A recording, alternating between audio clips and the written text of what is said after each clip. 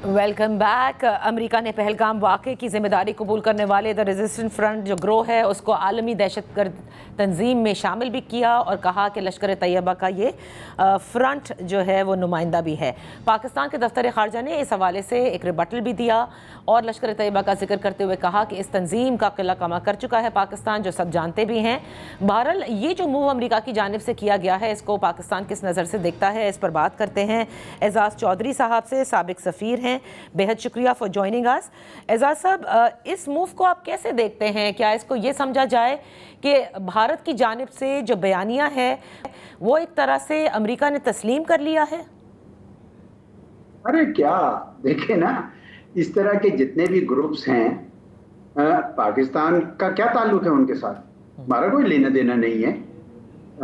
और पाकिस्तान तो पहले ही ये लश्कर वश्कर जितने इन सबको बैन भी कर चुका है, इनके खिलाफ एक्शन भी ले चुका है। इनफैक्ट जहां जहां हिंदुस्तान ने बमबारी की थी, मुरीद के में, बहालपुर में, जहाँ पे वहाँ कुछ भी नहीं है इस किस्म की चीजें। मस्जिदें शहीद की हैं या उनसे मुल्हिका जो स्कूल बनाया शहीद, उसमें बच्चे भी थे, दूसरे भी थे, वो भी शहीद किए।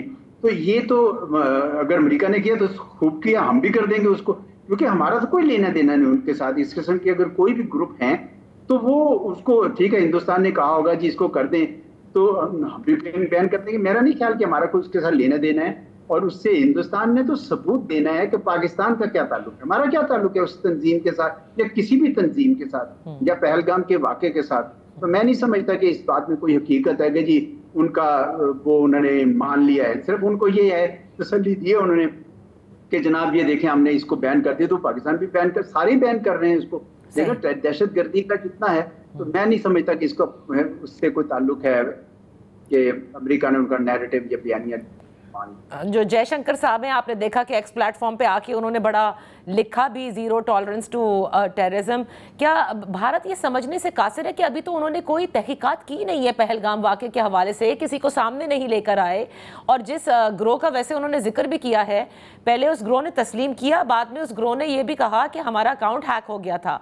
सो ये जो राह फरार हासिल किया जा रहा है और मुस्तकिल पाकिस्तान को निशाना बनाया जा रहा है, बावजूद इसके कि उनका बयानिया सिफारती सतह पर बुरी तरह से उनको हजीमत का सामना हुआ है, क्वाड में भी हुआ, तो आप क्या समझते हैं कि भारत क्या सोचे बैठा है? वो इससे भागता रहेगा और किसी भी सूरत काउंटर टेररिज्म के ऊपर बात भी नहीं करेगा हमसे? असल में परेशान है जी वो। 24 साल से जो उन्होंने एक मंत्रा बनाया था कि पाकिस्तान दहशतगर्दी करता है, वो अब आके एक्सपोज हो गया बुरी तरीके से। कि पहलगाम का सबूत नहीं दे सके, आपने 36 मुल्कों में डेलीगेशन भेजे, उन्होंने लोगों ने पूछा कि बताइए जी सबूत क्या है, तो कोई सबूत तो था नहीं। तो इसलिए वो परेशानी में अब उन्होंने एक नया वतीरा बनाया कि एक तो ये कहते हैं एक तरफ कि जी हमारा कोई वहां पे हमारे किसी बेसिस पे कहीं पे कोई नुकसान नहीं, हालांकि इनके अपने ही लोग बयान दे चुके थे पहले के बड़ा नुकसान हुआ। तो दूसरी तरफ उन्होंने ये किया है कि अच्छा जी पाकिस्तान के ऊपर जनाब इल्जाम लगाते जाओ और जोर करते जाए। पहले तो वो इस बात का जवाब दें कि एविडेंस का, और दूसरा इस बात का जवाब दें कि जो अमेरिका ने कहा था कि उन्होंने ब्रोकर किया है और सब जगह यही नजर आ रहा है, आप कहते हैं कि आपने खुद किया। फिर आप ये भी जवाब दीजिए कि भाई अमेरिका कह रहा है कि ठीक है मैं मीडिएट करता हूँ, मामले को करते हैं, क्योंकि असल मसाइल की जड़ कश्मीर है, तो आप वो भी आप नहीं, उससे भी आप राह फरार करके आप इस किस्म की चीजों में उलझे हुए हैं। असल बात यही है कि पाकिस्तान का कोई लेना देना नहीं था पहलगाम के साथ। आपने सरीहन जारहियत की, एग्रेशन की, हमारे इतने शहरों के ऊपर आपने बमबारी की, कई 31 जाने ले ली आपने। ये इसका जवाब जो है आपको देना होगा। इस तरह की चीजों से नहीं चलेगा। हमें नहीं पता ये कौन सा फ्रंट है, ना हमारा इसके साथ कोई लेना देना है, ना कोई अगर वो कहते हैं कि हमारी वेबसाइट हैक हुई थी, जो भी कहते हैं, ये उनका और हिंदुस्तान का मसला है, पाकिस्तान का कोई इसके साथ ताल्लुक नहीं। अच्छा, और देखिए जिस तरह से वो सीज फायर के हवाले से अभी तक इनकारी हैं, जबकि अमेरिकी सदर एक बार नहीं कई बार इसका जिक्र कर चुके हैं। अब तो डोनाल्ड ट्रंप ने ये भी जिक्र कर दिया है कि 5 तैयारे जो हैं वो गिरे हैं। तो अब इसके बाद क्या रह जाता है? भारत कब तक झूठ बोलता रहेगा और झूठ पर मबनी बयानियां जो है वो देता रहेगा? मेरे ख्याल में उनके यहाँ मीटिंग हुई और उसमें उन्होंने ये तय किया कि अब हम दोबारा से एक जोर लगाएं सफारती सतह पर, क्योंकि उनको बड़ी पसपाई का सामना था, शिकस्त का सामना था। तो उसके बाद से आपने देखा कि अजीत डोभाल साहब ने कहा कि एक शीशा भी नहीं टूटा।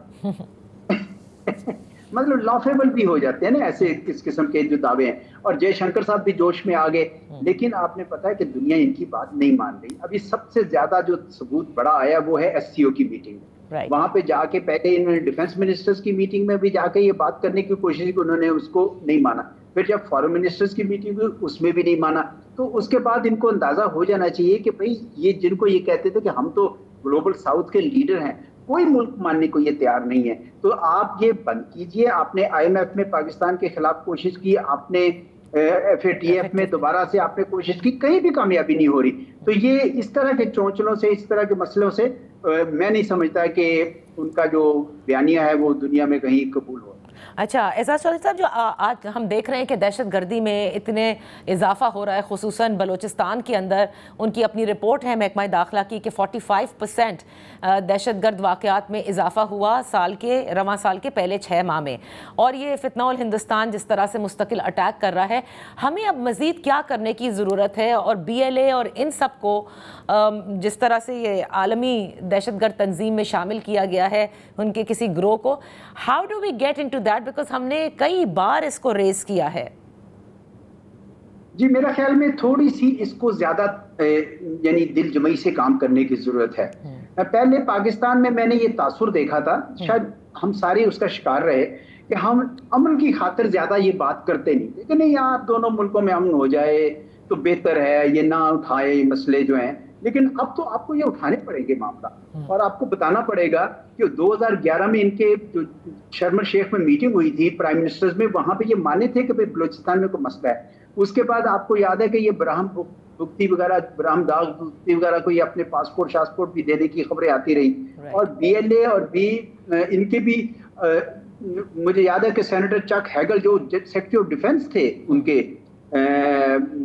सदर ओबामा के, उन्होंने कहा कि अफगानिस्तान की सरजमीन को ये इस्तेमाल करते रहे हैं। फिर अफगानिस्तान के जो साबिक स्पोक्समैन थे तालिबान के, एहसानुल एहसान, उन्होंने भी ये माना कि हमारी NDS जो है वो हिंदुस्तान के साथ मिलकर ये कर रही थी।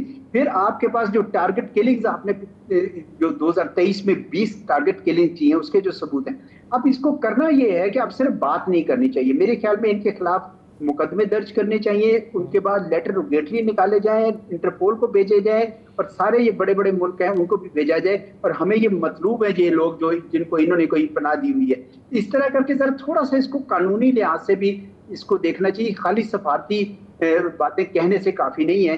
तो ये दुनिया के सामने इनका चेहरा आना चाहिए कि ये दूसरों को कहते हैं कि हम विक्टिम हैं। इनके यहाँ तो एक मुंबई हुआ, हमारे यहाँ तो ये रोज 10-20 मुंबई कर रहे हैं। जाफर एक्सप्रेस की मिसाल सामने है। ये इस वजह से मैं समझता हूँ कि थोड़ा सा फ्रंट फुट पे होकर प्रोएक्टिवली अब आपको बात करनी चाहिए। बहुत बहुत शुक्रिया एजाज चौधरी साहब for participating on the show. इसी के साथ वक्त हुआ एक ब्रेक का। ब्रेक के बाद जब वापस हाजिर होंगे तो बात करेंगे कि क्यों आज Lahore chamber of commerce and industry और Karachi chamber of commerce and industry ने हड़ताल की कॉल दी, जबकि FPCCI के जो मामलात हैं वो हुकूमत के साथ तय हो गए थे।